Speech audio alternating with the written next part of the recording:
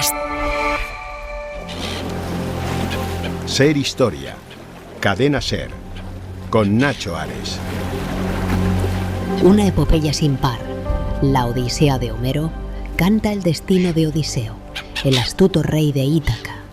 10 años ha luchado en Troya y 10 más batallará contra el mar y la cólera de los dioses. Su único anhelo es volver a casa, pero el destino le arrastra a parajes inciertos y temibles. La nueva dramatización que hemos realizado en esta ocasión de uno de los pasajes más épicos de la Odisea, una de las obras cumbres junto con la Ilíada de Homero, un personaje histórico con un trasfondo misterioso realmente apasionante y que nos va a adentrar, nos va a permitir viajar al pasado, a la antigua Grecia, a ese mundo de los mitos, de las supersticiones, de los miedos, de los viajes, de las aventuras, en la figura de Odiseo, el Ulises de la Ilíada, y yo creo que va a ser el mejor tema que podemos tratar esta semana en el cronovisor junto con Jesús Callejo, pero como siempre será uno de los muchos temas que vamos a tratar en este nuevo programa de Ser Historia.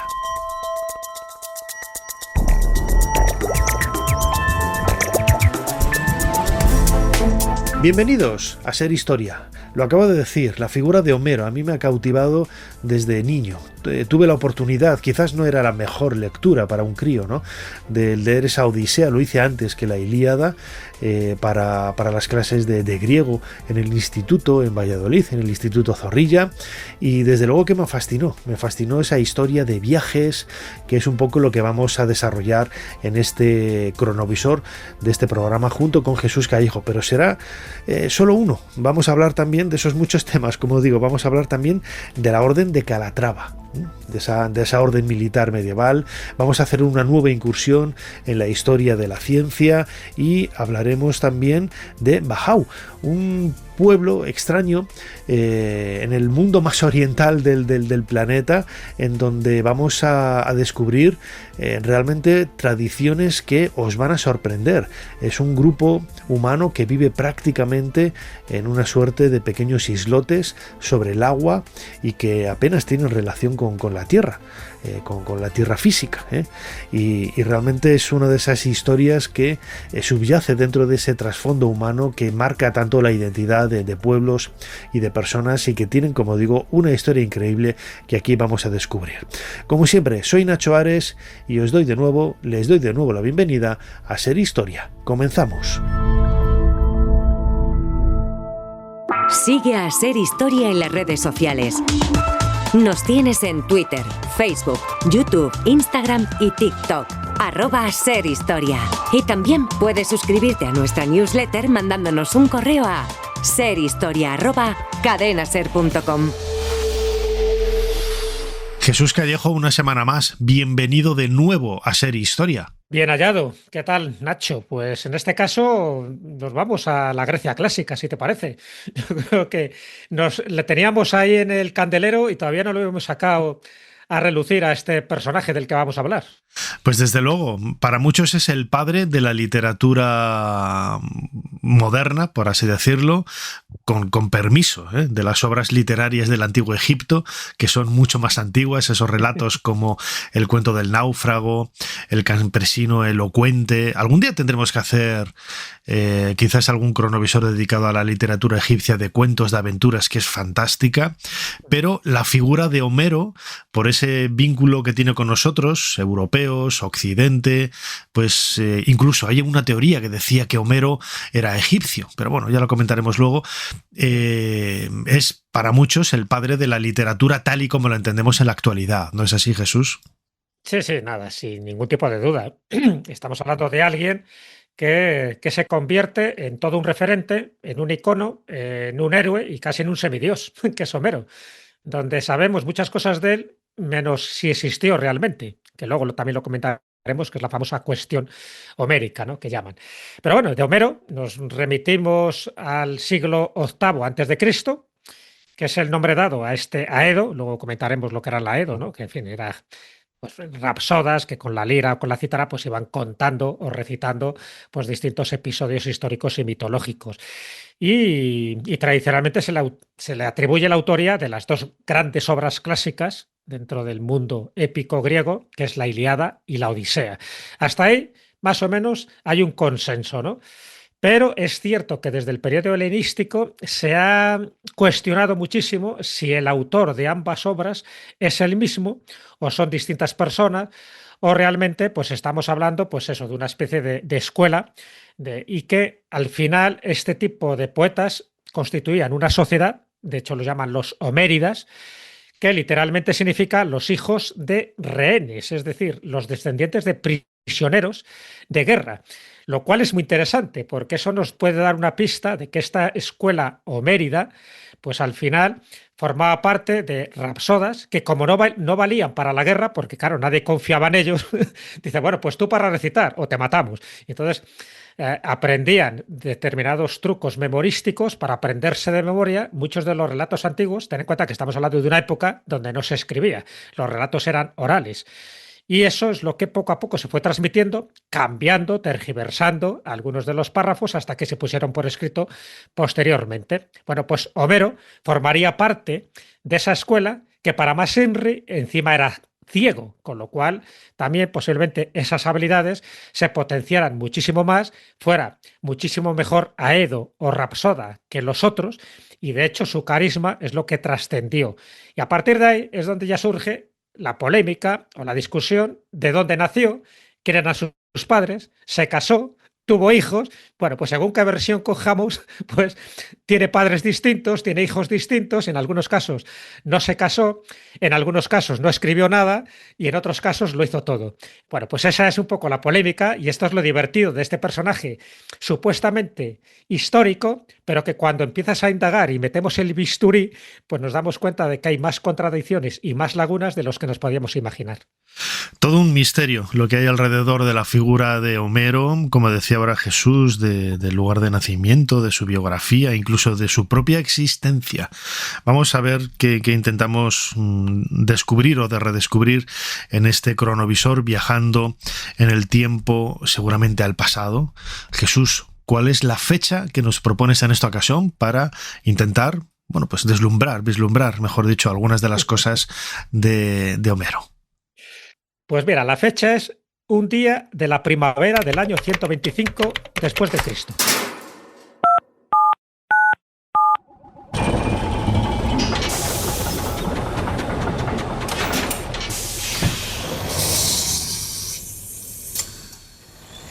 Adelante, pasen. Jesús Callejo les está esperando junto al cronovisor.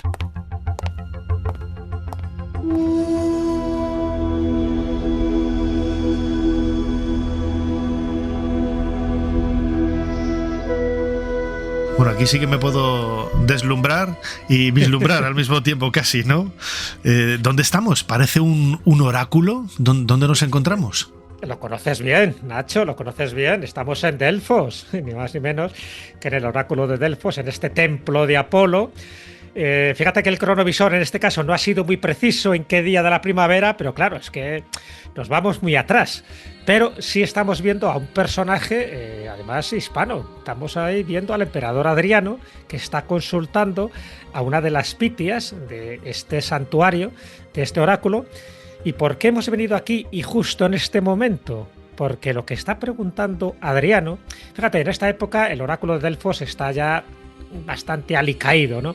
Está un poco dejado ya de la mano, iba a decir de Dios, en este caso dejado de la mano de los dioses griegos, no tiene ya la importancia que tuvo en su época y Adriano, pues una de las cosas que quiere hacer, Adriano, el que nació en Itálica, ¿no? En la actual Santi Ponce, pues lo que quiere hacer es remodelar y reconstruir parte de este sitio. Pero bueno, como todavía sigue teniendo fama de que acierta, pues le va a hacer una pregunta muy curiosa y muy llamativa, porque claro, Homero por entonces ya era muy conocido. Fíjate que estamos hablando del siglo II después de Cristo.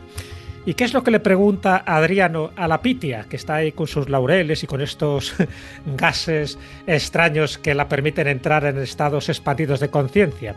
Pues lo que le está preguntando es, ¿de qué patria es Homero? Fíjate. Y la Pitia responde: ajá, de Ítaca, patria de Ulises, pero su linaje es de Quíos. Se queda Adriano como diciendo, pues no sé yo si me ha respondido bien. Por lo menos no Porque sabemos fondo, si era lo que quería escuchar Adriano, ¿no? Exactamente. Porque lo decíamos antes, ¿no? Hay infinidad de teorías alrededor de la figura de Homero. Yo recuerdo, tengo aquí encima de la mesa una edición bastante buena. Para mí la mejor de todas es la de Gredos, luego estaría la de Cátedra. En mis manos tengo, te lo voy a decir ahora que lo tengo tapado, la edición de Clásicos Liberados de Blackie Books, la Odisea, con unos dibujos magníficos, casi infantiles, pero es una edición muy, muy buena que nos acerca la historia de la Odisea. Y en la primera página, dedicada al autor, nos dice: Homero nació en el año 1102 a.C., en una de las 7 ciudades que se disputaron la gloria de ser su patria. Entre ellas está Ítaca, Esmirna, Quíos, Colofón, Pilos, Argos y Atenas. Es decir, ni se saben realmente dónde nació, ni siquiera el año, ¿no? Porque hay un consenso alrededor del siglo VIII, pero hay autores que incluso lo llevan un poco más atrás, ¿no? Heródoto, por ejemplo. Heródoto dice que nació 4 siglos antes que él, con lo cual sería en el siglo IX. En esta fecha que tú has dado es la más longeva de todas las fechas que se intentan, bueno, pues deducir, ¿no?, sobre los pocos datos biográficos que nos han llegado. Pero es verdad que el consenso es en el siglo VIII, porque en ese siglo VIII antes de Cristo es cuando empieza a sonar el nombre de Homero, sea nombre individual o sea nombre colectivo, da igual. Y anteriormente estaríamos más dentro de esa bruma de la leyenda y del mito. Pero bueno, tú lo has dicho, el lugar de nacimiento es amplísimo. Fíjate que el oráculo cita 2 lugares, se cura en salud, en parte, ¿no? Porque por una parte está diciendo Ítaca, la patria de Ulises, claro que sí, es otro de los sitios que se esgrimen, y por otra parte también Quíos, y también incluso se ha especificado si era de Salamina, ¿no?, que pertenecería al actual Chipre, en el mar Egeo. Otras veces se ha hablado de Asia Menor, algún punto indeterminado de Asia Menor. Da igual, al final es cierto que no vamos a tener muchos datos en este sentido y nunca se va a confirmar, porque, por ejemplo, como padres, en algunos casos, si cogemos la versión de Cumas, otro de los posibles lugares de nacimiento, dice que su padre era Mahón y su madre Etusa. Si cogemos la versión de Esmirna, dice que se casó con una mujer llamada Epícratis, que parece que suena a enfermedad. Pues eso, y que tuvo 2 hijas y un hijo, pero no hay forma de demostrar nada. Son datos como el que tú acabas de añadir, en función, pues, del exégeta, en función del biógrafo, en función de la fuente que haya cogido de un sitio a otro. Claro, ten en cuenta que desde el siglo VIII se ha ido transmitiendo estas obras, tanto la Odisea como la Ilíada, pero también los datos biográficos, y cada uno añadía algo. Si esto ha pasado también con las hagiografías de santos. Si tú ahora analizas la biografía de San Jorge o de San Pablo o de San Cristóbal, pues verás que varía de un dato a otro y en función de qué historia coges. Si coges la de Santiago de la Vorágine, en fin, la famosa leyenda áurea del siglo XIII, pues ves que añadió muchísimos informes que no venían en las geografías anteriores. Así que Homero es eso, es muchísimas cosas, y es lo que ha generado esa cuestión homérica que sobre todo debate dos aspectos muy concretos. Es un debate académico, evidentemente. El primer debate es quién o quiénes fueron sus autores, es decir, una tradición oral colectiva o realmente un autor individual. Y el segundo debate es de qué modo estas obras fueron elaboradas. Es decir, si este Aedo solo lo dijo de forma oral, si llegó a escribirlo, porque hasta el año 300 a.C. no aparecen los testimonios escritos por vez primeras de estas 2 obras. Fíjate, la obra de Homero ha trascendido la Ilíada, donde se relata la guerra de Troya, y la Odisea, que es el regreso de Ulises, Odiseo, hasta su lugar de origen, ¿no?, la isla de Ítaca, en donde le espera su familia con Penélope, la esposa, Telémaco, aunque no saben en ese momento si está vivo o muerto. Y es un regreso de lo que es la guerra de Troya dura casi 10 años, y el regreso otros 10, ¿no? Da vueltas por el Mediterráneo de una forma bastante alocada. Pero en definitiva, fíjate, Jesús, que me recuerda en muchas ocasiones, salvando todas las distancias, en la figura de Ulises. Odiseo es un poco la figura del héroe, la figura de Jesús también, con ese descendimiento a los infiernos, todos, es decir, ese relato del héroe que por primera vez se pone por escrito y que va a inspirar esos viajes de iniciación, esos viajes trascendentales que otros grandes personajes de la historia, como digo, como Jesús de Nazaret, el personaje bíblico del Nuevo Testamento, pues van a reutilizar, ¿no? De ahí también hay un poco el aspecto mágico, ¿no? de esa literatura de Homero, ¿no? Sí, es el viaje del héroe, un poco lo que posteriormente, ya en el siglo XX, Joseph Campbell estableció, ¿no? En ese héroe de las 1000 caras. Es el viaje del héroe, con esas 17 etapas, donde tú sales de tu zona de confort, tienes que asumir una serie de peligros, de riesgo, tienes enemigos, tienes aliados, tienes pruebas, en fin. Y al final regresas, pero ya no eres el mismo que regresas, ya regresas con otro conocimiento precisamente por todos los avatares y por todas las aventuras y desventuras que has sufrido. De hecho, la Odisea pues termina con una venganza y con un reencuentro, ¿no? Al final acaba matando a todos porque intentan, pues ni más ni menos que persuadir o seducir a Penélope. Pero es verdad, es el viaje del héroe, pero es muy interesante porque muchas de las pautas y de las aventuras en las que se va entrando de hoz y de coz, ¿no? Nuestro protagonista, pues estamos hablando pues con los lotófagos, estamos hablando de Polifemo, estamos hablando de los lestrigones, de Circe la hechicera, estamos hablando del descenso al Hades, como tú bien decías. También es un poco el recorrido de Hércules, que también es otro de estos héroes también carismático y que también hace un viaje similar, ¿no? Al inframundo. Está el episodio de las sirenas, está el episodio de Calipso, en fin, hay tantas y tantas cosas que nos llaman la atención y evidentemente todos ellos tienen una resonancia en la literatura europea, en la literatura occidental, y todos ellos tienen resonancia luego en nuestros mitos, en nuestras leyendas, porque muchos de estos episodios recogidos de una forma aislada es lo que luego sirvió para alimentar ese corpus de legendario, donde aparecen gigantes, donde aparecen cíclopes, donde aparecen sirenas, con ese canto, ¿no?, subyugador que atraía a los marineros al fondo de las aguas. Bueno, pues todo esto, este tipo de elementos, vamos a llamarles arquetípicos, están en la Odisea. Al igual que en la Ilíada, en la Guerra de Troya, también había otro tipo de elementos muy significativos. Así que, por supuesto, solo por eso Homero merece la pena entrar no solo en la historia de la literatura, sino también en la historia del simbolismo. Incluso, sabes que hay una obra que habla del código secreto de la Odisea, un libro de Gilbert Pilot, donde lo analiza desde un punto de vista esotérico y diciendo que cada nombre está haciendo referencia a una ruta de oro y estaño que se establecía en aquella época.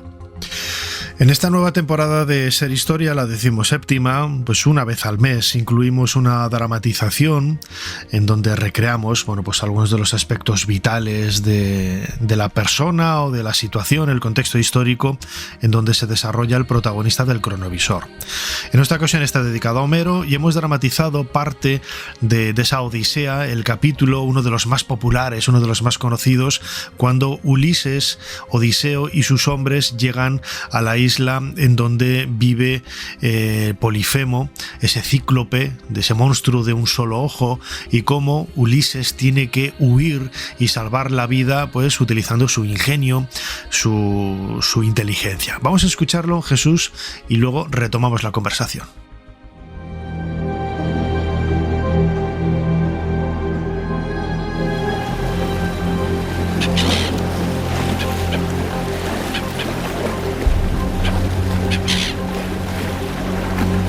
Una epopeya sin par, la Odisea de Homero, canta el destino de Odiseo, el astuto rey de Ítaca. 10 años ha luchado en Troya y 10 más batallará contra el mar y la cólera de los dioses. Su único anhelo es volver a casa, pero el destino le arrastra a parajes inciertos y temibles.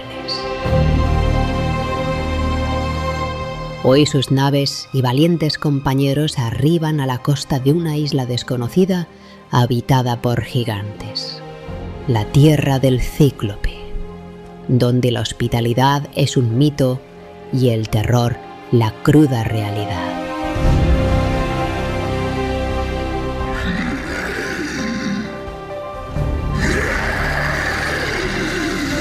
Allí encuentran una cueva repleta de víveres, sin saber que era el hogar del gigante más brutal, el hijo de Poseidón, un cíclope de un solo ojo, Polifemo.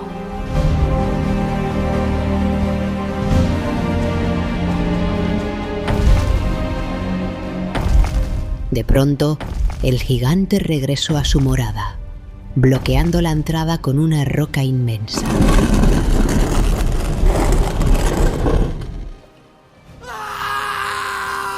Tras devorar a 2 de los marinos, Odiseo se dio cuenta de que no podían escapar. Solo el ingenio podía salvarlos. El fuego, mis hombres. Calentamos este tronco de olivo hasta que esté al rojo. Es nuestra única arma. El plan es simple. Hay que emborracharlo. Y después, mi capitán, ¿cómo moveremos esa roca? Es imposible. No moveremos la roca. Solo necesitamos cegar al cíclope. Lo demás lo hará mi mente.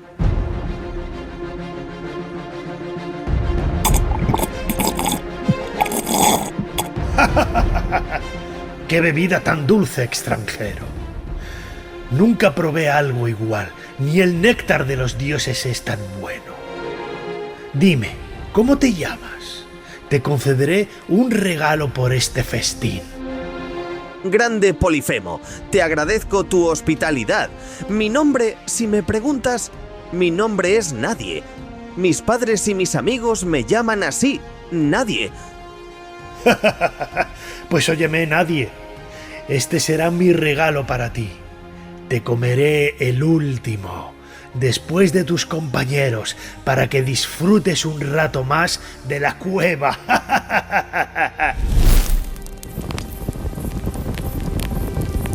¡Ahora! ¡Hundid con toda vuestra fuerza!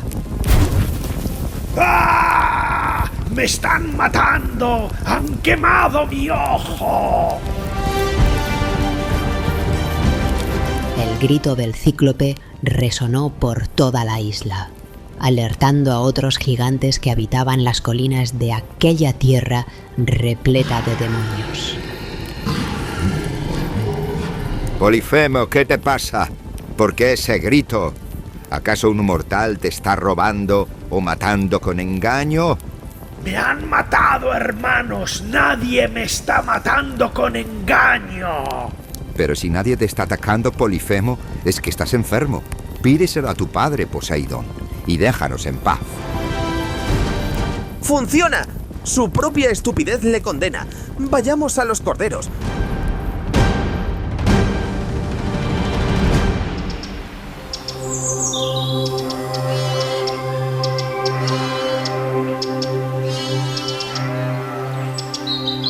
Y así Polifemo, la mole de carne y furia, ciego y engañado por la astucia de un mortal, sin saberlo, se abrió el paso hacia la libertad.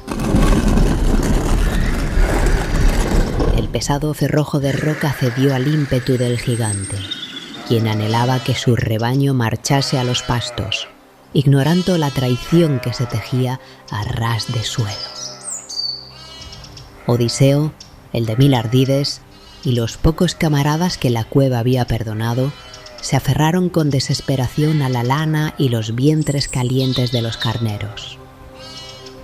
Colgados como sombra a la vida, se deslizaron por la tiniebla húmeda y maloliente, sintiendo el aliento denso de la muerte sobre sus cabezas. Bajo la mano del monstruo, que acariciaba solo los lomos de sus bestias, pasaron uno a uno, burlando el único ojo que quedaba, ahora apagado y vengativo. Fue un susurro de ingenio contra el bramido de la fuerza bruta, un triunfo de la mente sobre el músculo, escapando de las fauces del abismo con la piel intacta y el corazón henchido de una furia liberadora. Libres, por fin, bajo el cielo de la isla maldita.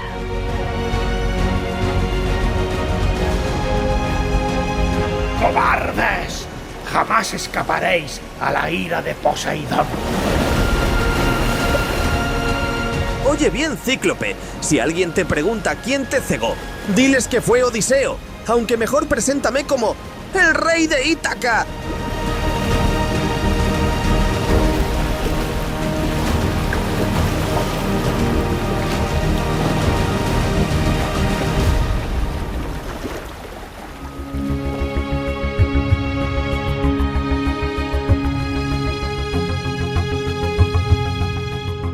Jesús Callejo, lo que acabamos de escuchar nos hace viajar en el tiempo, ¿no? A una época en donde la imaginación, los dioses interactuaban con los seres humanos, esa figura del cíclope con un solo ojo, de un apelativo, por ejemplo, releyendo el otro día algunos pasajes de este libro, pues claro, en el siglo XVI, Antonio Pérez, el secretario de Felipe II, cuando se enfadó ya con la princesa de Éboli, en algunas cartas la llamaba la cíclope, ¿no? Porque solo tenía un ojo, le faltaba el ojo derecho, y al solo tener la doña Ana de Mendoza un solo ojo, Antonio Pérez la insultaba diciendo la cíclope, ¿no?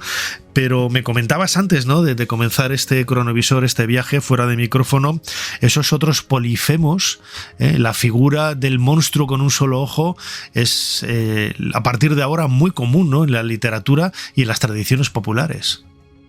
Sí, te lo comentaba porque, bueno, sabes que me encanta la mitología y de hecho hay varios libros que he escrito precisamente indagando, ¿no?, sobre esas leyendas que en el fondo pues forman parte de nuestra génesis y de nuestra identidad. Pero claro, no es una identidad a veces tan genuina, sino que ha sido influenciada por este tipo de relatos. Y evidentemente cuando hablamos de polifemos españoles, que además son antropófagos y además viven en cuevas, pues hombre, hay que hacer referencia al ojáncano de Cantabria, al tártalo de Navarra, al oyáparo de Galicia o incluso al moro o gigante de Carpurias en Zamora. Si tú lees los relatos y las leyendas de estos personajes que te acabo de citar, es que son muy similares al relato que hemos escuchado con esta dramatización. Entonces, en el fondo, como ves, son influencias que luego se van adaptando al folclore de cada país, ¿no? En España tenemos los nuestros, pero evidentemente también en Francia y en el Reino Unido tienen los suyos, pero siempre con unas características parecidas. Es el monstruo que todo lo devora y tiene que haber un héroe que al final, con una estaca, pues le ciegue y gracias a eso puede escapar, ¿no? Y puede salvar a los suyos y se salva pues de una de las circunstancias pues más incómodas y más peligrosas para su vida. Entonces me llama mucho la atención, ¿no?, cómo la Odisea, esos 12.110 versos que tiene la Odisea, bueno, la Ilíada tiene muchos más, ¿no? Incluso sería anterior en el tiempo. Pues sí que forma parte, ya te digo, de ese inconsciente colectivo.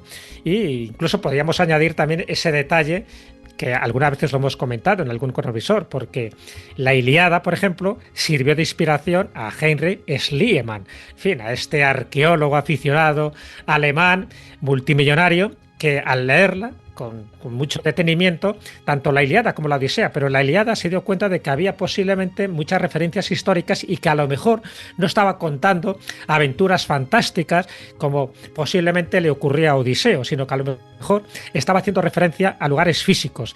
Y en el año 1870 se va a lo que es actualmente Turquía, se va a la colina de Hisarlik y allí empieza a excavar y se da cuenta que a lo mejor Troya no es algo mítico, sino que forma parte de ese pasado, de esa historia. Y no solo encuentra una Troya, sino que encuentra distintos niveles. Él considera que la Troya que aparece en la Ilíada es la Troya número 7 de los distintos niveles que él va excavando. Incluso también encuentra un tesoro, el tesoro de Príamo, en 1873, que luego se demuestra que no es de Príamo, pero da igual. Pero gracias a ese acicate quedó espoleada su imaginación y su curiosidad por estas dos obras de Homero para seguir excavando, por ejemplo, en Micenas y también en Tirinto. Bueno, pues lo mismo que Schliemann, hubo otros personajes menos conocidos que también utilizaron este recurso como algo real. O sea, también ocurrió con la Biblia. ¿Te acuerdas que hay autores, hay exégetas que consideran que lo que cuenta el Antiguo Testamento hay que interpretarlo de una forma simbólica, pero no literal? Y sin embargo, sí hemos visto con el tiempo que muchos descubrimientos arqueológicos hacían hincapié en cosas que la Biblia había relatado miles de años antes. Ahora que te escuchaba hablando de Henry Schliemann, me viene a la cabeza una novela que acaba de ver la luz, El sueño de Troya, de Alfonso Goizueta, finalista del Premio Planeta en 2023, y que con esta nueva novela, publicada por la editorial Planeta, El sueño de Troya, nos acerca a ese descubrimiento, ¿no?, de la ciudad en la colina de Hisarlik, en la zona oriental, nororiental de Turquía. Yo conozco Turquía, pero no he estado nunca en la antigua colina de Hisarlik, donde están los restos, ¿no?, lo que identifican con la ciudad de Troya. Y hablabas, Jesús, de los miles de versos. Claro, es que cada uno de estos libros, la Ilíada y la Odisea, pues tienen casi 500, 600 páginas. Es que a mí me parece alucinante que alguien pueda recordar y estudiarse todo eso y lo pueda, como una suerte de cuentacuentos, ponerse a ver, imagino que se aprenderían pues algunos capítulos, algunos pasajes. Yo no me veo a nadie aprendiéndose la Ilíada entera y la Odisea entera para soltarla ahí, porque aparte tendrías que estar un mes escuchando a uno y menudo aburrimiento, ¿no? Pero es sorprendente, ¿no?, cómo funcionaba la transmisión de la cultura, del pensamiento, pues hace prácticamente 2500 años, casi 3000, de esta forma, ¿no?, con la simple memoria.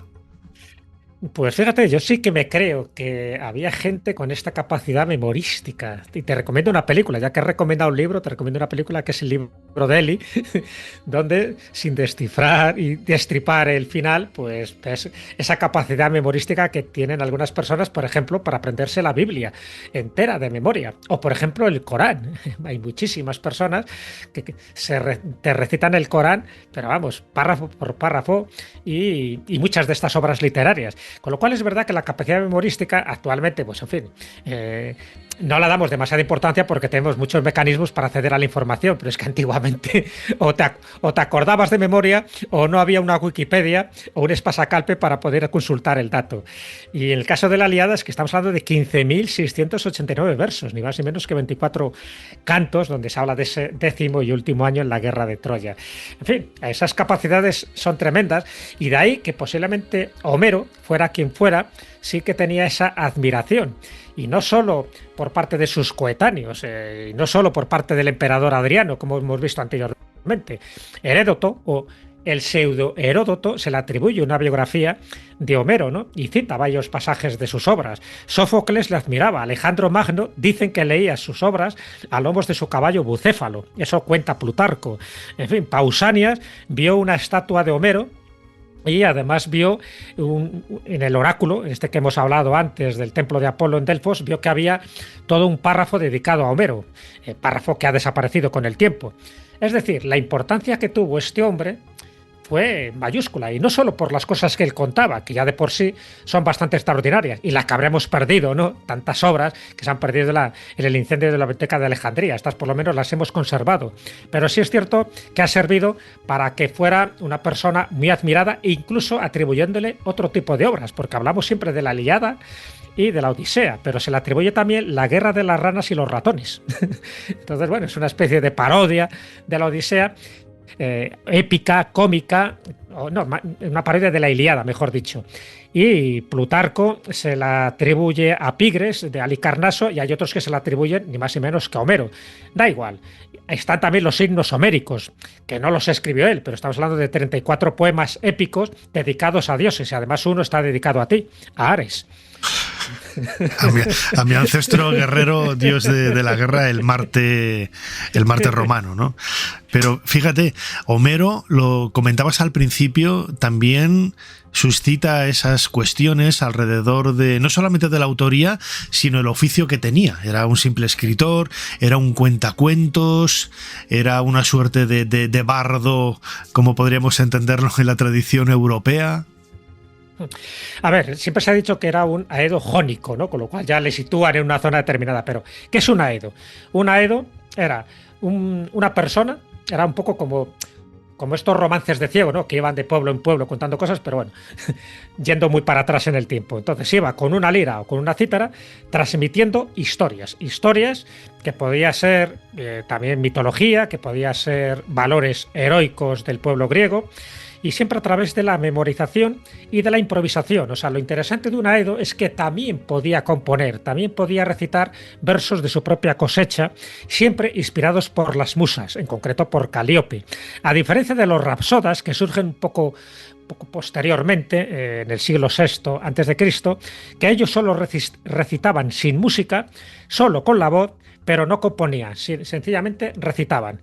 Entonces, el aedo, además, componía, además, tenía su parte de creatividad. Esa es un poco la diferencia entre unos y otros. Y por supuesto que se ayudaba de la lira y de la cítara, que eso pues siempre le da como una atmósfera más especial. Así que esas son un poco las diferencias y en el fondo pues eran eso, poetas épicos, que además eran músicos y formaba parte pues de los momentos lúdicos, tanto en una corte como en una ciudad-estado, como en una sesión de pueblo, donde la gente lo que estaba buscando era que alguien les entretuviera y sobre todo que les recordara, porque ya sabes que si no recuerdas, al final todo acaba desapareciendo. ¿Cuántas cosas habrán desaparecido de nuestro pasado? Pues Homero era Homero o los Homéridas era una de las funciones que ellos tenían. Desde luego que era un personaje que merecía un cronovisor. Yo creo que su recuerdo va a quedar finalmente. Nosotros, bueno, quizás la gente no va a memorizar el programa, pero pues se lo podrá descargar a través de cualquier plataforma de podcast para poder escucharlo una y mil veces, ¿no? Jesús Callejo, hoy hemos viajado al mundo griego, al Mediterráneo, pero en definitiva a todo el mundo, ¿no? Porque el legado de Homero se ha convertido en algo absolutamente universal que ha inspirado y que ha motivado no solamente relatos en la literatura similares, obras de teatro, cine, danza, absolutamente música, todo, ¿no? Y merecía, como decía ahora, este cronovisor. Jesús Callejo, crononauta, como siempre, muchísimas gracias una vez más por habernos ayudado a hacer un poquito más de historia. Pues ha sido un placer, como siempre, y nos vemos la próxima semana con otro personaje que le destriparemos en el mejor sentido de la palabra.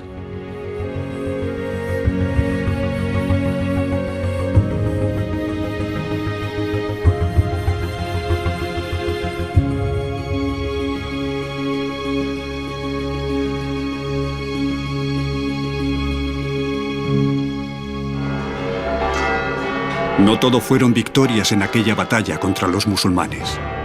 Muchos de nuestros hombres murieron. Yo tampoco salí indemne. Un arcabuzazo enemigo me hirió la mano izquierda dejándomela inservible. Desde entonces me llaman el Manco de Lepanto, aunque no me ha impedido seguir escribiendo. Y vive Dios que mereció la pena. Ser Historia con Nacho Ares. Todo lo que quisiste saber de la historia, la madrugada del sábado al domingo en la cadena SER.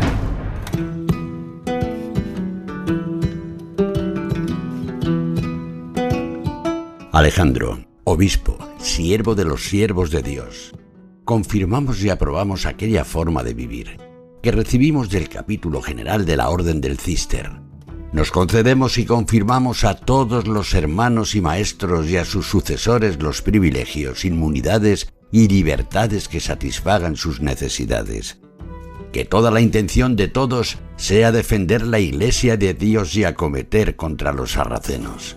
Que ningún obispo ni clero diocesano esté obligado a exigir de las posesiones antes dichas exacciones o diezmos.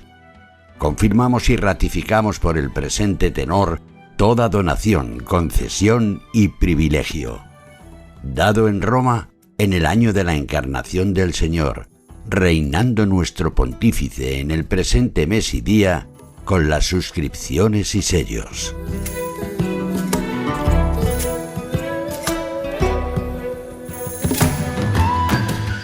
Comenzamos este nuevo bloque de Ser Historia, lo hacemos pasando una página en nuestro particular libro de historia y lo hacemos escuchando en la voz de Julio López un fragmento de ese texto de fundación del siglo XII de la Orden de Calatrava. Es una orden vinculada también al pensamiento cisterciense, a la Orden cisterciense, es una orden de caballería, una orden militar que marca un poco el devenir y el paisaje, podríamos decirlo así también, del del pensamiento que había en muchas personas en esa época. Lo escuchábamos, ¿no? Ese momento un poco aciago también con la invasión musulmana, ese momento también que justifica lugares de peregrinaje y, en definitiva, bueno, pues pilares, ¿no?, de una sociedad, de una historia, de una cultura que marcan un poco esa Edad Media tan brillante. De oscura no tenía absolutamente nada, todo lo contrario, una Edad Media muy brillante que hubo en España y en otros lugares de Europa. La Orden de Calatrava es el eje principal del libro que vamos a tratar en los próximos minutos aquí en Ser Historia, Bajo el campo de los mártires, cuyo autor, Luis Chacón de la Torre, ya nos atiende. Luis, bienvenido a Ser Historia. Hola Nacho, ¿qué tal? Luis, acabas de publicar Bajo el campo de los mártires. Es un libro que se puede encontrar fácilmente en tu página web, luischacondelatorre.com, también en Amazon. Uh-huh.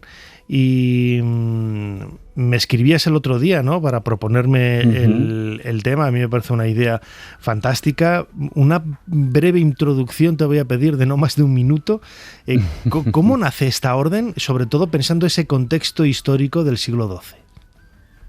Bueno, para explicar cómo nace la orden necesitaría más de un minuto, Nacho, pero bueno, nace en lo que conocemos hoy como la fortaleza o medina más bien, de Calatrava la Vieja, que se sitúa en Carrión, en la confluencia del río Guadiana con el arroyo de Valdecañas. Allí es donde nace la orden. Lo que pasa que se funda en el siglo VIII después de Cristo por los omeyas y con el devenir del tiempo, a lo largo de una serie de hechos y sucesos, esta fortaleza caerá en manos cristianas y ahí es donde se fundará la orden, pero si quieres profundizamos más después. Uh-huh.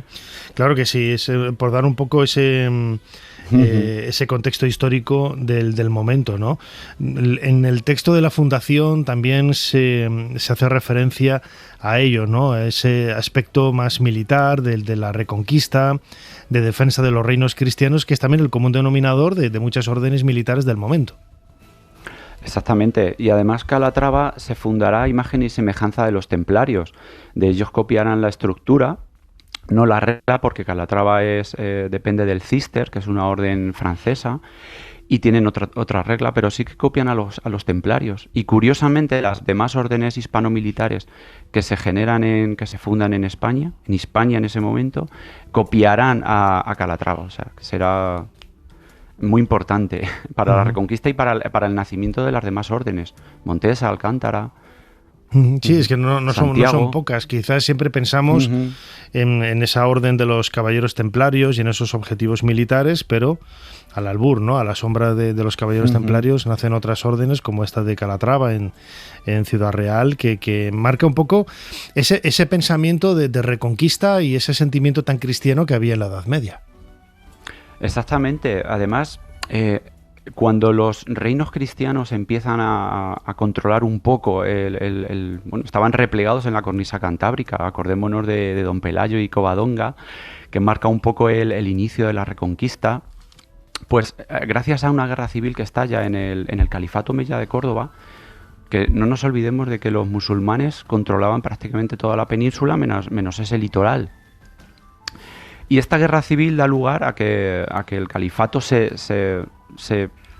disgregue en 39 provincias, lo que conocemos como los primeros reinos de taifas, y los cristianos aprovecharán esa tesitura para reconquistar terrenos.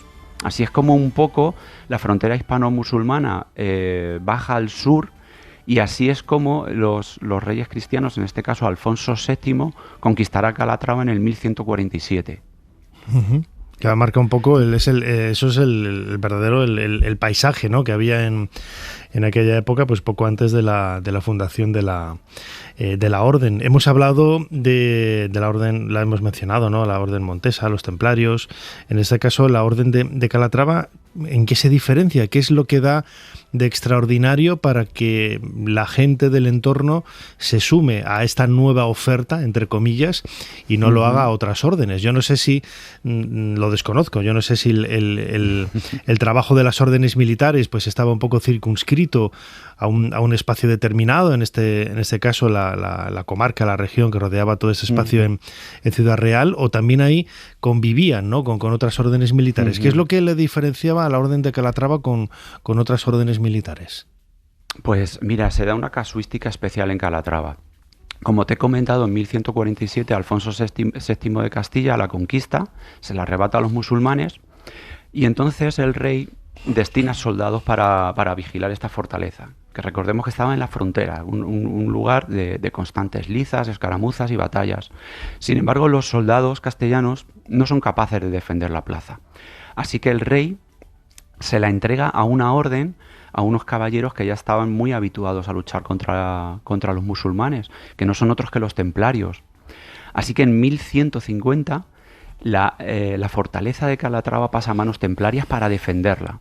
Sin embargo, 7 años después, en 1157, los templarios devuelven la fortaleza al rey, porque son incapaces. Es un asedio constante. Los almohades, que son los que controlan en ese momento al Andalus, no dejan de atosigar, no dejan de batallar para recuperar esa fortaleza, porque es muy importante.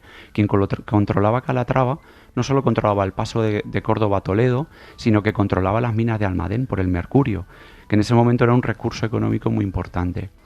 Pues bien, en el 1157, cuando los templarios deciden devolverle las llaves de Calatrava al rey, el rey se encuentra con un problema. En ese momento ya era Sancho III de Castilla. Pues bien, Sancho III decide donar la fortaleza a quien quiera defenderla.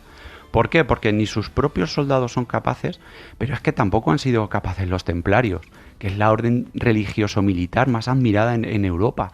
Es la referencia en Occidente de las órdenes de caballería. Y aquí ocurre algo muy, muy, muy anecdótico, y la verdad es que causó sensación en la corte. Bueno, ningún noble, ningún marqués, ningún conde, ningún señor quiso defender Calatrava, a pesar de que el rey la regalaba con sus recursos económicos, obviamente. Nadie quería Calatrava. Debe de ser como una especie de regalo envenenado, ¿no? Por estar en esa zona fronteriza. Sí. Vamos aquí a la comodidad, ¿no? Y todos evitaban un poco todo ello, ¿no? Sí, era un regalo trampa. Entonces, como todos lo sabían, nadie quería defender esa plaza. Sin embargo, se presentó un señor en la corte, en concreto un monje, Fray Raimundo de Fitero, llamado así porque era el abad del monasterio de Fitero en Navarra. Este señor se presentó allí con otro compañero monje, Fray Diego Velázquez, que se llamaba, que fue soldado antes que monje. Lo que pasa es que convenció a su abad para tomar Calatrava. Así que se presentan los dos en la corte y le dicen a Sancho III que ellos se ocupan de defender la plaza. Claro, imagínate la reacción del rey y de todos los cortesanos cuando nadie quería ese fortín y sin embargo se presenta un monje. Sin embargo, como no tenía a nadie más, pues Sancho al final cede y le da unos meses de plazo a Fray Raimundo para que se prepare. Así que Raimundo vuelve a Navarra y empieza a convencer a gente para que colonice con él Calatrava, porque él no iba solo con la intención de defender esa plaza, sino de colonizar y expandir la orden del Císter. Y esta es lo que cambia un poco el nacimiento de esta orden de otras órdenes. Y es que Fray Raimundo no solo convenció a soldados, convenció a artesanos, a ganaderos, a agricultores, a gente de oficios, a familias enteras. Y al cabo de unos meses, ya en 1158, se presenta en Calatrava y lo hará con un contingente de 20.000 personas en total. O esto es lo que más o menos marcan las crónicas de la época, que siempre tienden a exagerar. Pero cuando dicen 20.000 es por algo. Claro, es que aunque fueran 4.000, a mí ya me parece una barbaridad. Claro. Sí. Claro, imagínate, antes los soldados castellanos o incluso los templarios que estaban desplazados en Calatrava, pues igual eran 50 o un centenar como mucho. Sin embargo, este abad se presentó con 20.000 personas y las repartió por todo Calatrava y todo su alfoz. Así que, ¿qué pasó con los almohades cuando vieron esta cantidad de gente repartida por el terreno? Pues que declinaron realizar ataques, declinaron atacar Calatrava. Así que fue un éxito total sin siquiera alzar las armas. Por eso decía, sí. No, te voy a decir que es llamativo, ¿no? El hecho de que siempre pensamos, ¿no?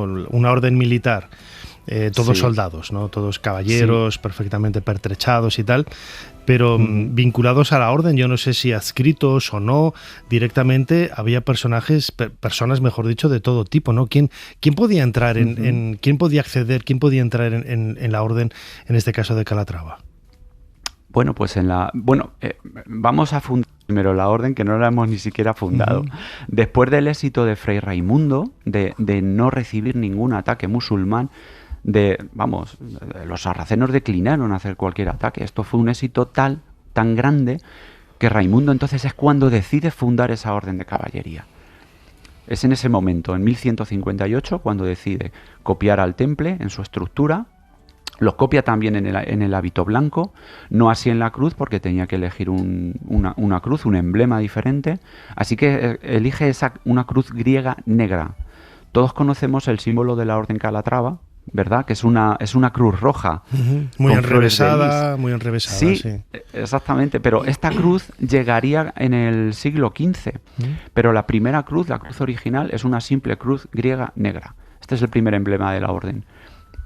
Así pues, como con la animosidad, digamos con la alegría de haber vencido sin luchar a los musulmanes, se adscribe mucha gente a la Orden de Calatrava.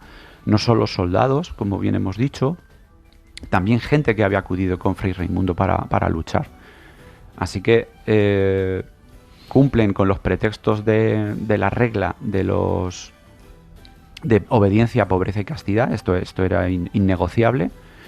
Y tenían un orden religioso muy patente, claro, tenían que cumplir con todos esos preceptos. Sin embargo, cuando llamaban a las armas tenían que empuñar la espada y luchar. Claro. ¿Cómo nos podemos imaginar la vida cotidiana de un calatravo? ¿Cómo podía ser Pues, un día a día? Por un lado, y esto me lo ha preguntado mucha gente y se lo he aclarado, porque yo creo que nos han enseñado mal desde niños. Yo tenía otro concepto. A mí me hablaban de los monjes soldado desde chico, y no es así.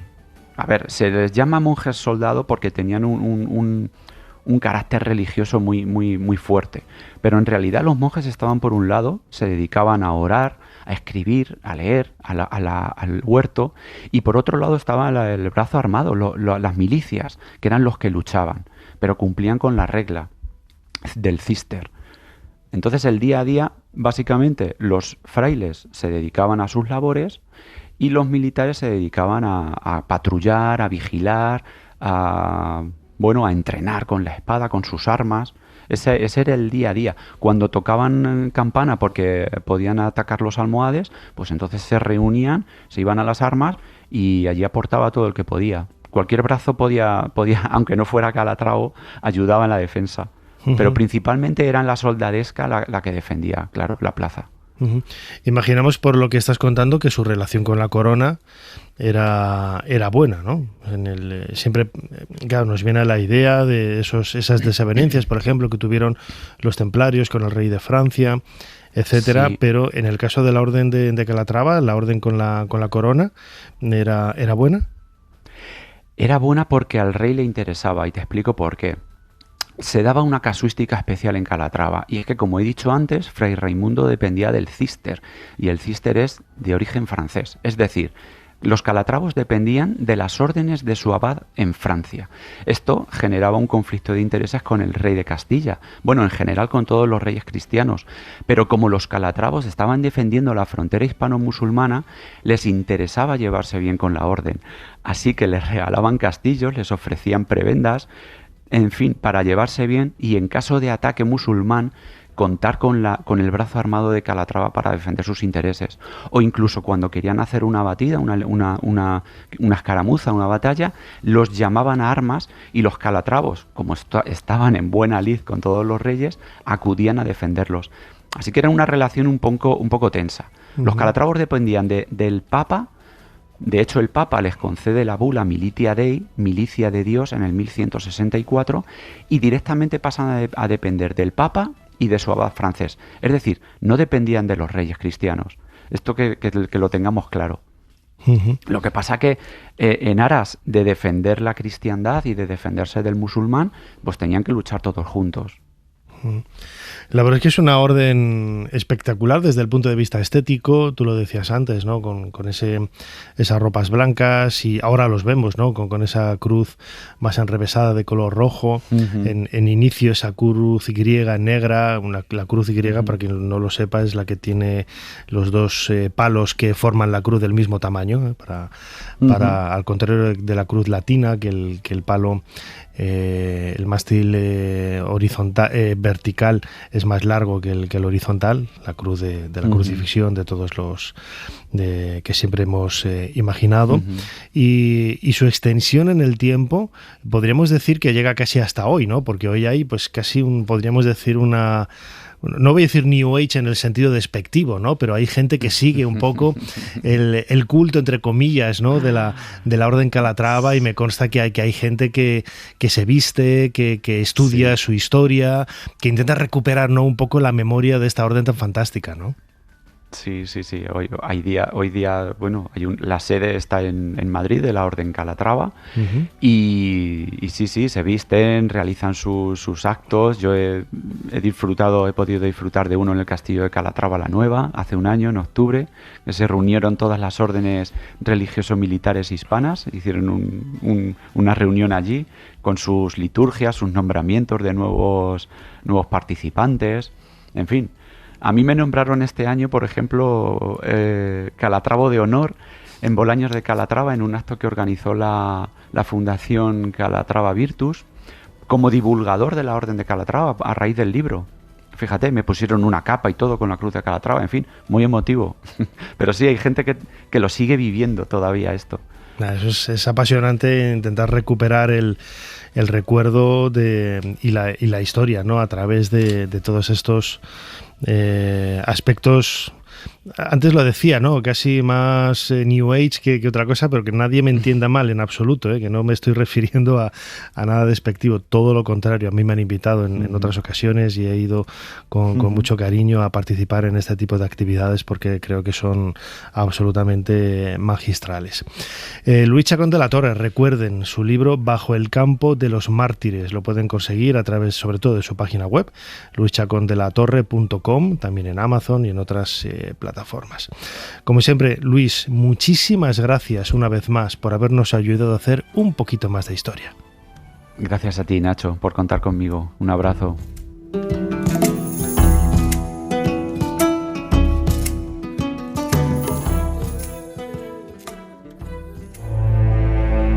Me han llegado rumores en el harén de que Ramsés está intentando apartarte de la sucesión al trono y colocar en tu lugar a tu hermanastro. Si es así, se confirman mis sospechas más sombrías, algo que no estoy dispuesta a consentir. El viejo Ramsés no es consciente del peligro que corre. Ser Historia con Nacho Ares. Todo lo que quisiste saber de la historia, la madrugada del sábado al domingo en la cadena SER.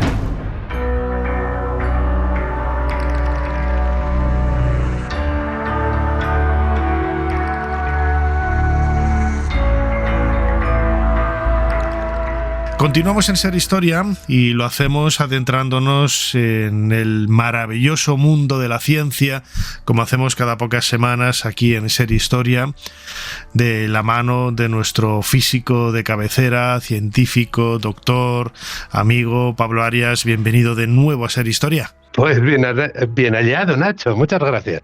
Hoy además traes un tema realmente complicado, lo comentábamos antes a micrófono cerrado, hablar de física cuántica, de una cosa tan compleja en la radio, sin pizarras, sin poder mostrar señas, es muy complicado, ¿no? Pero lo vamos a hacer, lo vamos a conseguir.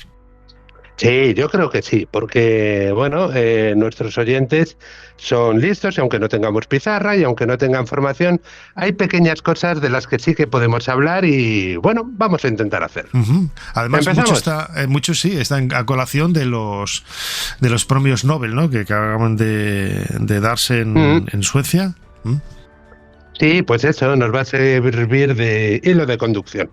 Pues bien, a ver, Nacho, como sabes, y como bien saben nuestros oyentes, hace unas semanas se ha hecho pública la concesión de los premios Nobel en su edición de 2025. Y este año, en la modalidad de física, la Academia ha reconocido a John Clerk, Michael Deboreth y John Martinez.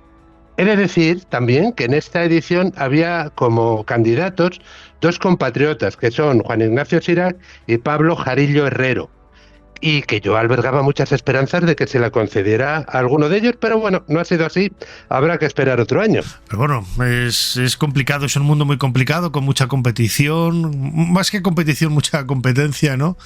Y realmente, pues, un premio Nobel de física sería el primero en España, ¿no? En la historia de España. Tenemos varios de literatura, de otras disciplinas, pero no de física.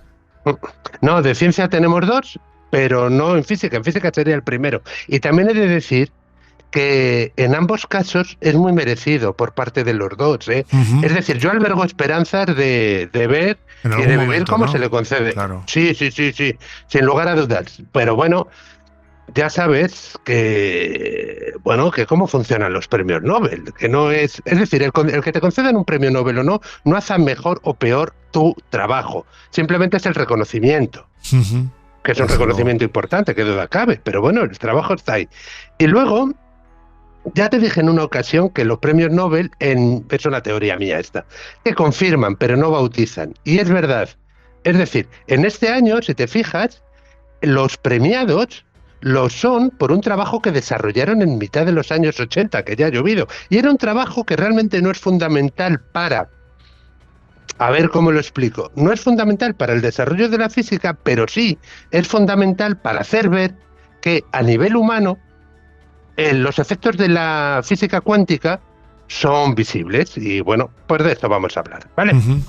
Venga, pues nos vas a hablar de cosas sorprendentes, el efecto túnel, esa física cuántica. Adelanto con ello.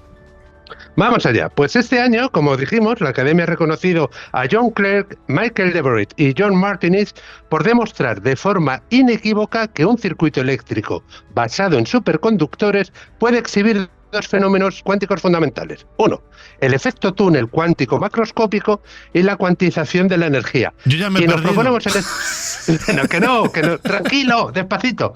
Nos proponemos en este capítulo explicar en qué consiste estos fenómenos. Así que... Bueno, la física cuántica en la radio, qué maravilla. Vamos allá.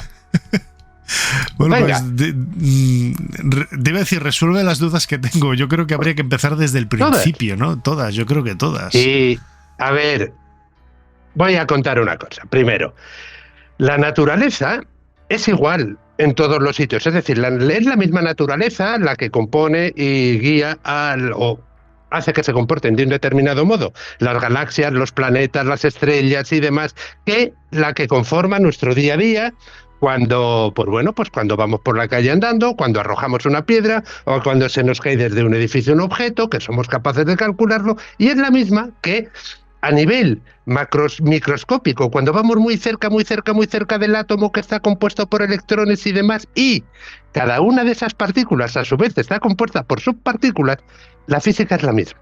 Es la misma. Lo que sucede es que los efectos que tienen lugar en esas dimensiones diminutas,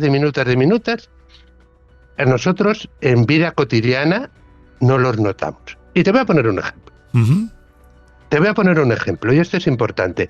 En física tenemos determinado desde hace, pues mira, te voy a decir, desde hace más de 120 años, estoy hablando de memoria, pero en física no se puede determinar con precisión la posición y la velocidad de una partícula de un objeto. Es decir, imagínate una carrera de 100 metros lisos que van corriendo y justo cuando cruzan la meta, ¡pap!, paramos el cronómetro. Muy bien, ahí cometemos un error. Nunca la medición puede ser perfecta. Claro. Vamos mejorando y cada vez tenemos cronómetros que los ajustamos de un modo que tengan una lectura más precisa. Podemos mejorar la precisión para determinar cuándo ha llegado el atleta a la meta o no. Bien. Pero imagino que hablando de una partícula, de un elemento mucho más pequeño, ese margen de error es mayor. Es muy grande, claro, es lo que te quería decir. En la vida humana, esos efectos que llamamos cuánticos, pues realmente no los vemos. Pero en la vida microscópica sí. Entonces, ¿qué hicieron los galardonados? Los galardonados hicieron un circuito a nivel macroscópico, en vida humana, para determinar que un efecto, que es el efecto túnel del que vamos a hablar ahora, pues podemos ver evidentemente que tiene un funcionamiento digámoslo así, en la vida humana. Pero esto también tiene truco, porque claro, hicieron un circuito basado en superconductores. ¿Qué es un superconductor?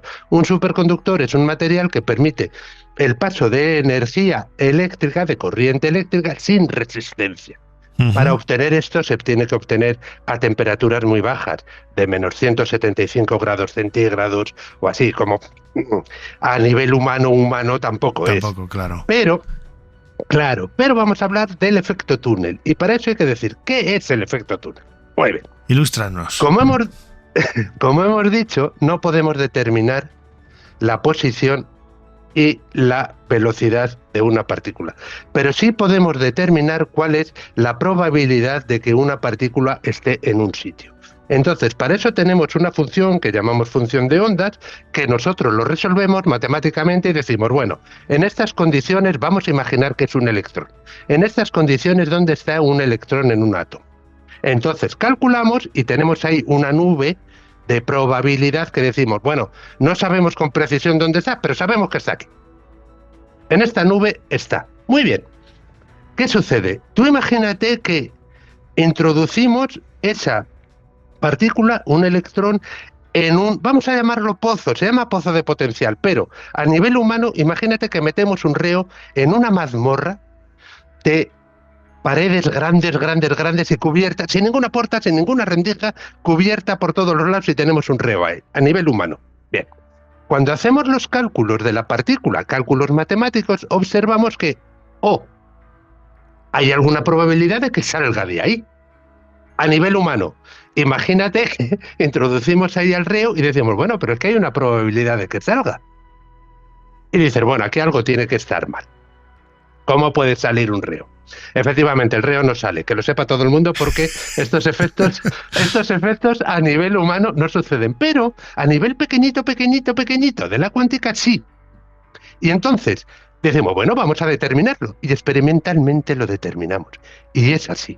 Y eso lo llamamos efecto túnel. Es decir, la partícula en algún momento determinado puede salir de ese pozo y luego está dentro y dices, pero bueno, ¿esto cómo se determina? Pues voy a decir una cosa antes. No deja de ser un poco mágico, casi, ¿no? O sea, es un poco... Correcto. Ver donde nadie puede ver lo invisible, casi. Bueno, primero lo calculamos y después lo determinamos, es decir, pero lo bueno que tiene que primero lo que decía, primero sale en la pizarra y luego sale en la práctica. Pero créeme que es parecido a meterse en el mundo de Alicia en el País de las Maravillas. Qué bueno. Cuando hay cosas sorprendentes... Claro, a mí, cuando la gente dice, bueno, es que la física cuántica no se entiende, digo, bueno, no es que no se entienda, es que no es intuitiva. Ejemplo. Voy a poner dos ejemplos, si me permites. Imagínate que un señor va con su automóvil, aparca el automóvil, cierra la puerta y de repente el automóvil se eleva hasta el 5º piso. No lo entendería, dice, bueno, ¿qué es esto? Claro. Bien, vamos a ponerse... Correcto, porque no es intuitivo, porque su experiencia le dicta que eso no ha sucedido nunca y por lo tanto espera que no suceda. Imagínate esto mismo con un bebé de los que todavía no andan, es decir, vamos a ponerle 11 meses. Y tú imagínate que lo tienes sentadito en la poltrona y le ofreces 2 globos. Uno de ellos está hinchado con helio, que es, en el momento que lo sueltes se va a elevar. Y el otro está hinchado con el aire de nuestros pulmones, que en el momento que lo sueltes va a caer a tierra. Bien, tú le das los 2 al bebé. El bebé lo suelta. Uno va al cielo, al techo de la habitación, y otro va al suelo, y el bebé no se sorprende. Para nada. Porque no tiene esa experiencia que le haga calificar. Correcto. Claro. Correcto. Entonces, nosotros no tenemos la experiencia de ver los efectos de la mecánica cuántica en nuestra vida, y por lo tanto nos parece que, bueno, esto es imposible, como lo albergamos. Pero te voy a contar una cosita. En los premios Nobel, que estábamos hablando antes, decimos, bueno, es que no se lo han concedido a fulanito ni a menganito, y es verdad, muchos de ellos no han tenido la fortuna, pese a que pudieran tener el reconocimiento. Te voy a decir uno, es fundamental en el desarrollo de la mecánica cuántica los trabajos de John Stuart Bell. que lo conocemos por desigualdades de Bell. Ya hablaremos en algún programa de esto. Pero los premios Nobel, una característica que tiene que tener es que tiene que tener un beneficio práctico para la humanidad. Entonces, claro, se busca una especie de aplicación mundana, correcto, que lo podamos llevar a nuestra vida diaria, ¿no? Y ese es quizás un poco el éxito del trabajo de estos científicos. Sí. Fíjate que es de los años 80, estoy hablando. Es decir, que han tenido que pasar 45 años, que por fortuna los tres viven. Porque no se conceden, los premios Nobel no se conceden a personas que hayan fallecido. Bueno, entonces ya estamos en las aplicaciones, y sí. Mira, una aplicación importante del efecto túnel, es decir, que en el momento que tenemos localizado un electrón en un pozo de potencial, pues de un electrón u otra partícula, de repente pueda salir en un instante, pues eso lo tenemos en el desarrollo de la computación cuántica, que tiene muchísimo futuro y que ya lo hemos desarrollado mucho. Por cierto, uno de los dos españoles, que es Cirac, de los que eran candidatos, Cirac es uno de los padres del desarrollo de la computación cuántica. Por eso yo espero que se lo conceda algún día. Pero otro, que esto es maravilloso, otra aplicación que tuvo también, le concedieron el Nobel en el año 1986 a los desarrolladores del microscopio efecto túnel. Y dirás tú, ¿y qué es un microscopio efecto túnel? Bien, pues un microscopio efecto túnel no tiene ni un ocular, ni tiene un objetivo, ni se introduce el ojo allí para mirar. Un microscopio efecto túnel es una puntita de tungsteno. El tungsteno es el material que tenemos, por ejemplo, en las bombillas incandescentes, ese hilito de cobre antiguo. Sí, correcto, eso es tungsteno. Pues bien, si tenemos una especie de alfiler de tungsteno y somos capaces de moverlo poco a poco, el tungsteno es capaz de recibir los electrones o las partículas que hayan salido por efecto túnel y somos capaces de formar imágenes con esas señales a nivel atómico, es decir, a 0,01 nanómetros, es decir, 100.000 millones de un metro. Es decir, tú imagínate que un metro lo divides en 100.000 millones. ¡Qué locura! Y es esa. Pues esa, ¿a qué es maravilloso? Y eso se lo debemos al efecto túnel. Y sí, a nivel atómico, las imágenes que tenemos es en 2 dimensiones, es como, a ver cómo lo explico, como si tomásemos una imagen de un cartón de huevos de estos grandes. Imagínate que tomamos una foto, pues lo mismo, aproximadamente, de tal manera que cada uno de los huevos equivaldría a el volumen de un átomo. ¿A qué es maravilloso? Desde luego, te sientes un poco Gulliver, ¿no? Gulliver en el mundo de gigantes o de seres pequeños. La verdad es que es un mundo fascinante, cómo la física interactúa con nosotros en nuestra vida cotidiana, en nuestra historia, y nos ayuda, ¿no?, a mejorar y a hacer infinidad de detalles que pasan desapercibidos, pero que están ahí y que tienen una respuesta lógica gracias a la física. De todo esto queríamos un poco hablar en esta nueva sección de Historia de la Ciencia, de Ciencia e Historia, con nuestro compañero Pablo Arias. Pablo, como siempre, muchísimas gracias una vez más por habernos ayudado a hacer un poquito más de historia. Bueno, pues este capítulo queda, como no puede ser de otro modo, a Craig, Deborah y Martinez. La enhorabuena para ellos y muchísimas gracias a ti, Nacho, por ayudar a difundir la ciencia. Lo hemos conseguido. Hemos hablado de cuántica sin agobiar mucho a los oyentes y bueno, espero que hayan sacado una experiencia de esto. Desde luego que sí. Un abrazo grande, Pablo.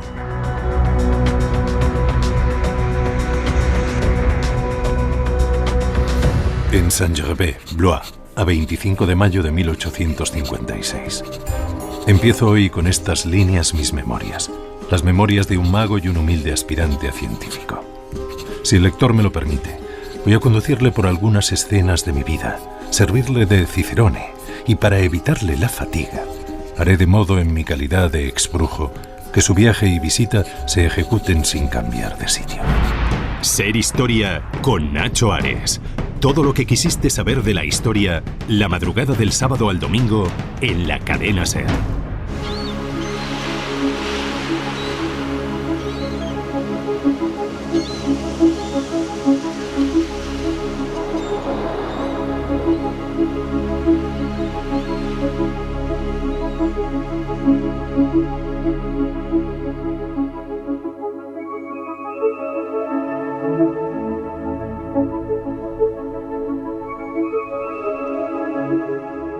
Continuamos en Ser Historia.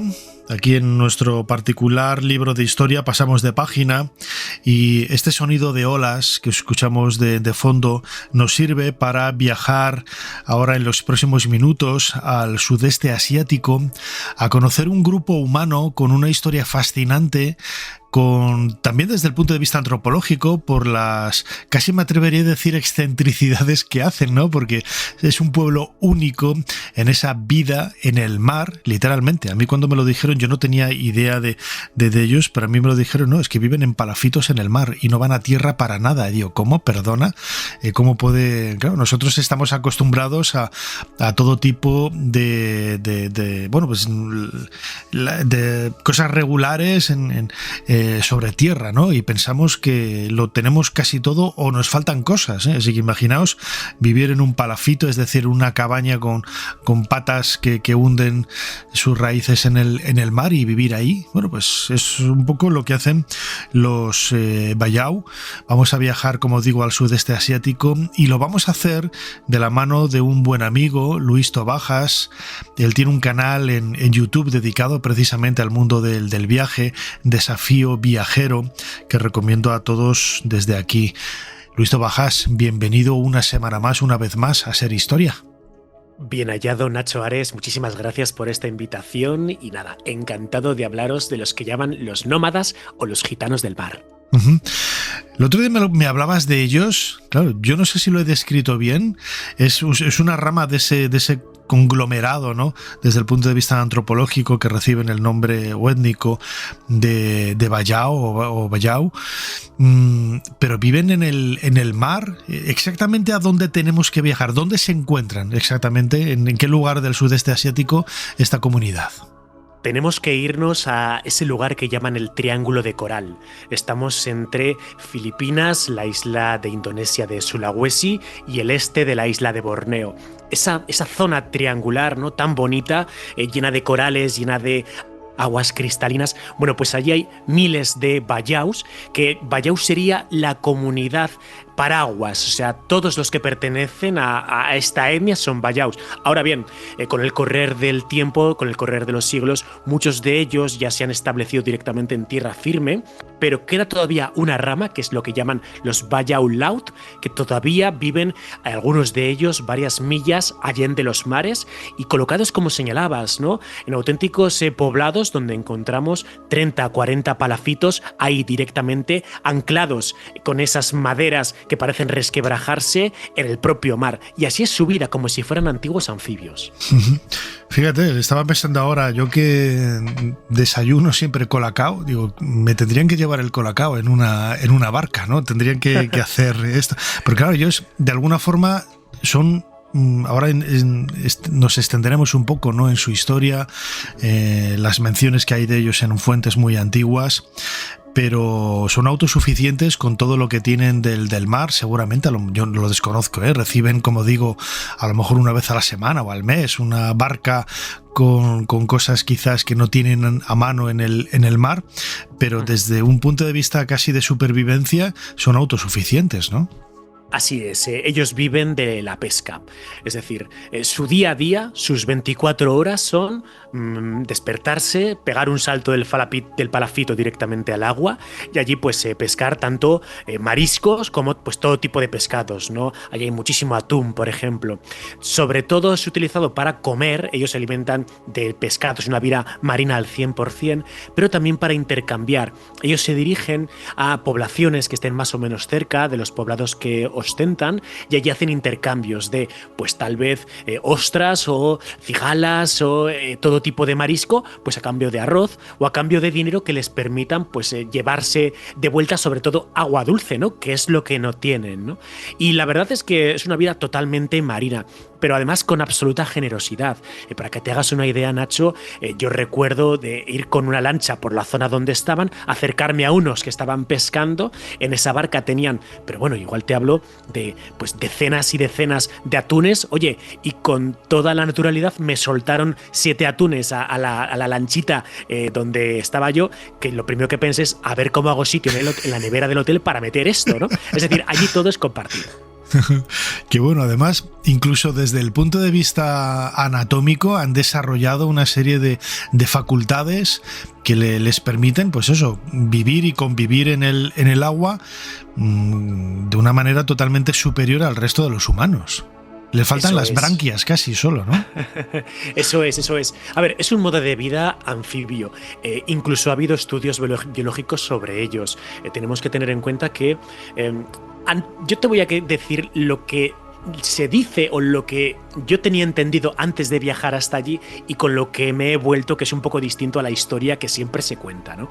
Y es que, yo había leído que los bayau podían sumergirse entre 3 y 5, hasta 3 y 5 minutos sin respirar, es decir, aguantan perfectamente sin respirar debajo del agua, que podían descender a 40, 50 metros de profundidad sin medios artificiales y que de hecho se habían realizado estudios genéticos sobre ellos, especialmente hay uno muy famoso de una genetista que se llama Melissa Hilardo, que en la Universidad de Copenhague, pues bueno, hace unos años, en 2018, hizo una serie de estudios que lo que determinaron es que el bazo de los bayau era un 50% más grande que sus congéneres. Y por eso, como el bazo al final es un reservorio de oxígeno, de glóbulos rojos, eso les permitía aguantar mucho más tiempo debajo del agua. Es decir, que se había producido una adaptación al medio como consecuencia, pues, del correr de los siglos en los bayau, ¿no? ¿Qué pasa? Que cuando empiezas a escarbar un poco, te das cuenta de que la historia no es tan real o no es tan bonita como este mito que te acabo de contar. Es verdad que Melissa Hilardo hizo este estudio, pero claro, es que lo hizo solo en una zona muy concreta de este área del triángulo de coral, ¿no? Lo hizo sobre los bayau de Sulawesi, pero es que también hay bayau en la zona de Filipinas, en el este de la isla de Borneo, y la comparativa fue de 54 bayau con 39 de otras zonas cercanas al lugar donde vivían, ¿no? De otras personas que no eran bayau. Luego, la muestra no es tan grande, ¿no? Para determinar, efectivamente, todos los bayau pueden aguantar tanto tiempo debajo del agua. Yo con los que pude hablar me decían, bueno, yo puedo bajar unos 9, 10 metros y sí, puedo aguantar 1 o 2 minutos, ¿no? Pero esas barbaridades que yo escuchaba de 30 metros bajo el agua sin medios artificiales, de aguantar 5 minutos sin respirar, alguno lo habrá, pero no es algo común dentro de todos los bayau. Claro, yo también conozco en el mundo del ilusionismo gente que lo puede alcanzar hasta los 3 minutos, ¿no? Y me parece angustioso, pero es gente muy preparada, con una serie de técnicas muy, muy especiales, pero no es el común entre los mortales, ¿no? Lo decíamos al principio, la figura de este grupo, los bayau, aparecen mencionados en fuentes ya desde el siglo XVI y marcan un poco la historia, ¿no? Para empezar a conocer este pueblo. Eso es, y es que el primer texto escrito que tenemos en donde se nos habla de los bayau es la crónica de Magallanes, ¿no? Escrita por Antonio Pigafetta. Estamos exactamente en esa primera circunnavegación al planeta entre 1521 y 1524, donde él, en ese año exacto, en 1524, pues Pigafetta describe a un grupo que él llama los samales. No lo sabe, pero está describiendo a los bayau y literalmente dice de un poblado donde no tienen casas en tierra y que viven continuamente en embarcaciones. Seguramente serían los ancestros de los hoy conocidos como los bayau laut, ¿no? Y es la primera referencia europea que tenemos. Luego lo que nos está diciendo es que al menos desde el siglo XVI ya había bayau por toda esta zona que fue navegada por parte de Magallanes con Pigafetta, Elcano, etc., ¿no? Y esa sería la primera mención a este grupo tan especial. Así que, bueno, por lo menos ya tenemos este punto de partida que nos habla de quiénes son los bayau. Yo no sé si habrá más fuentes, imagino que una vez que Magallanes los da a conocer a través de las crónicas de Pigafetta, claro, son grupos indígenas con una serie de características muy singulares que no tienen paralelos, ¿no? Que yo sepa en otros lugares del mundo, y a partir de ahí, ¿no? Comienza un poco el recorrido histórico contemporáneo, ¿no? Mejor dicho, moderno, aunque ellos han estado allí siempre tendemos nosotros como hombrecitos blancos a pensar que somos el centro del mundo y del universo, y la historia pues empieza cuando nosotros ponemos el pie en un sitio, ¿no? Se habla de descubrimiento de Machu Picchu. Bueno, Machu Picchu lleva ahí toda la vida, que llegar ahí un blanquito, ¿verdad? No significa no. Totalmente. Al final son pescadores austronesios que han estado ahí pues toda la vida, ¿no? Como te he escuchado alguna vez decir, estos son más viejos que la orilla del río, ¿no? O que la polca, ¿no? Pero fíjate, ellos mismos incluso tienen sus mitos de sus orígenes, de esas leyendas que hablan de cómo nacieron, ¿no? Ellos hablan de cómo al principio había una princesa, una mujer llamada Ayaan Sayesa, que era perteneciente al reino de los Bohor, y parece que su destino era casarse con el príncipe de Sulu, pero en el momento en que iba a ser objeto de este matrimonio, bueno, pues fue raptada por el sultán de Brunei, ¿no? Que ya empezó a dar guerra en aquella época, y que los guardianes, la guardia real de, pues del rey de Bohor, ¿no? De la propia princesa Ayaan Sayesa, fue a buscarla. El caso es que transcurrieron los meses, transcurrieron los años sin que encontrasen a esta princesa raptada, y el rey los castigó a ser proscritos, a no poder tocar tierra firme en la vida, ¿no? Y por eso estos principales guardianes serían los que después nos llevarían a los Bayau actuales. Hay otra leyenda que dice que directamente, bueno, pues unos pescadores austronesios que vivían por allí vieron un pez dorado gigante, le empezaron a seguir, y por tanto hasta que ese pez no se detuviese no dejarían de ser errantes y nómadas, ¿no? Así que ese nomadismo que tienen los Bayau, que al final se van moviendo constantemente, supuestamente sería esa persecución al pez dorado que sus ancestros se habían iniciado en un principio. Qué historia más bonita. Esto nos hace pensar también en el mundo de las creencias, en el mundo de los mitos, en el mundo de la religión, porque cambia totalmente, ¿no?, el espectro del pensamiento del ser humano cuando estás vinculado al mar o a tierra, ¿no? Lo vemos incluso con pueblos que viven en la costa, pero están en tierra firme, en la costa, y ese pensamiento religioso nada tiene que ver con lo que hay en el centro de otros lugares. Por ejemplo, aquí en España, en la península ibérica, las creencias, los mitos, las tradiciones de los pueblos que hay en la costa, nuestro perímetro, es diferente a lo que hay en el centro de la península, ¿no? Imagino también que esas creencias, esa forma de entender el mundo de los Bayau Laut tendrá que ser distinto al resto de otras comunidades humanas. Por supuesto, al final en los Bayau se ha producido un sincretismo muy particular.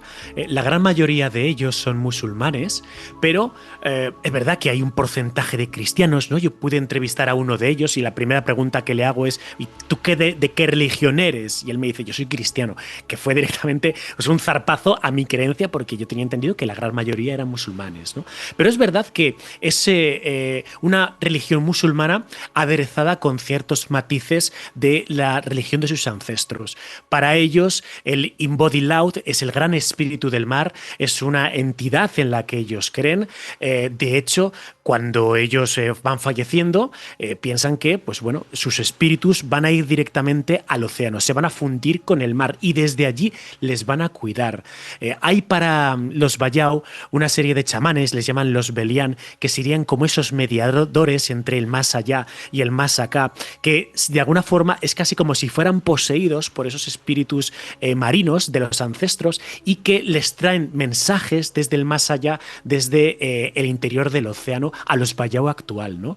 Por ejemplo, se dice que cuando alguien pesca, el primer pescado del día se devuelve al océano, es un pequeño homenaje a los Bayau fallecidos.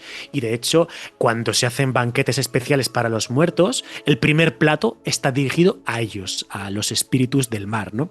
Y fíjate qué curioso, cuando hoy nos dirigimos a cualquier cementerio de los Bayau, que suele estar pues prácticamente en la playa, en las orillas del mar, vemos que están enterrados de manera que el cuerpo está orientado hacia la Meca, pero la mirada, la cara está orientada hacia el mar, siempre junto al mar, ¿no? Es como si el alma zarpase a través de los ojos del Bayau en ese viaje final para reunirse con el gran espíritu del mar, con ese Inbodilaut, ¿no? Al final es esa mezcolanza entre el Islam y el animismo marino. Es una maravilla, desde luego.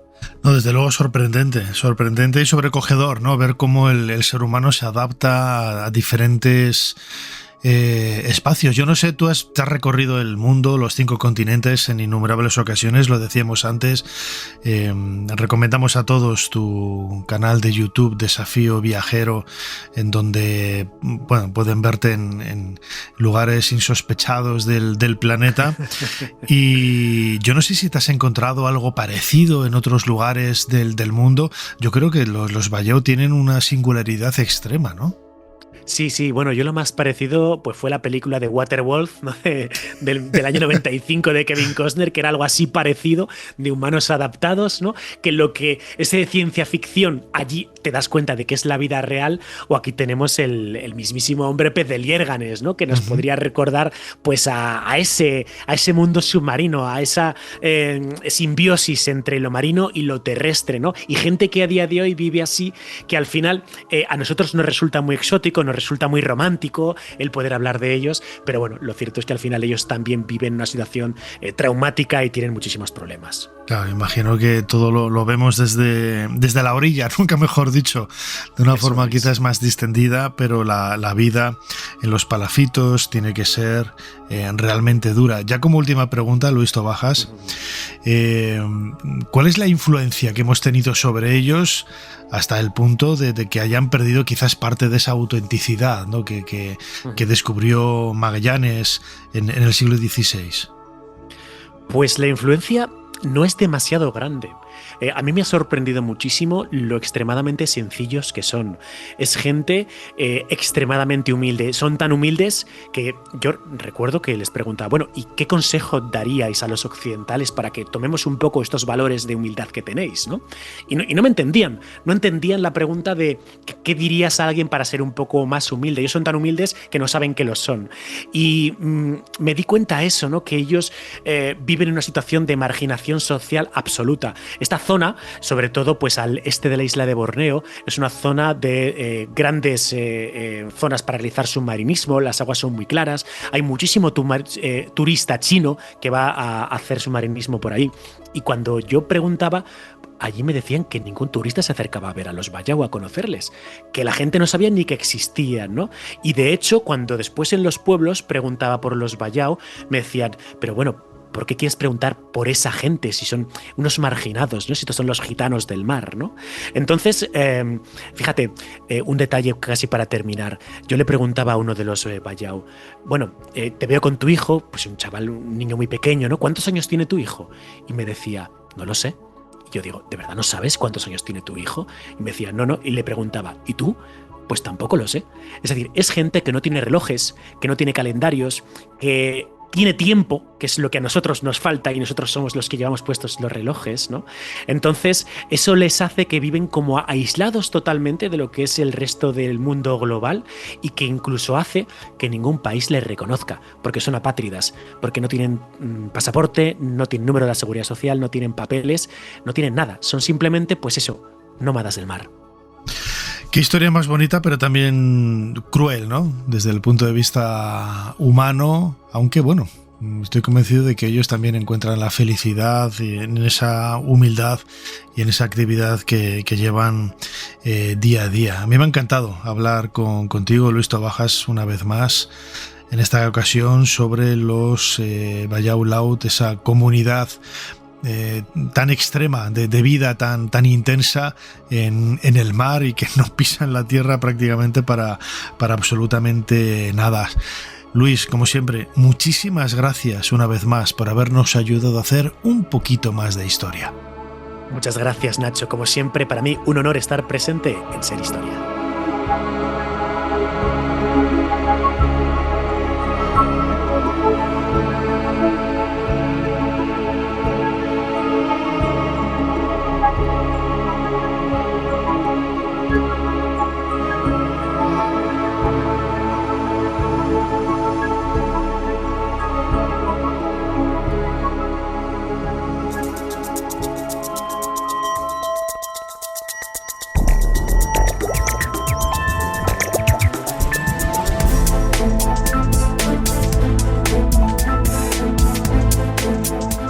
Llegamos al final de un nuevo episodio de Ser Historia. Muchísimas gracias a todos por estar ahí.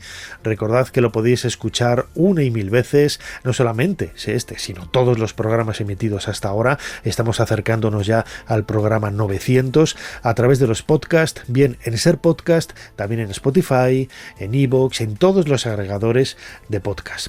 Fermín Agustí, como siempre, ha estado en la producción del programa, Ana Caballero controlando las redes sociales y delante del micrófono vuestro humilde servidor Nacho Ares. Os dejamos con esta noche cultural, como decimos siempre, con libros, música, cultura, en esta madrugada de la cadena SER. Hasta la semana que viene.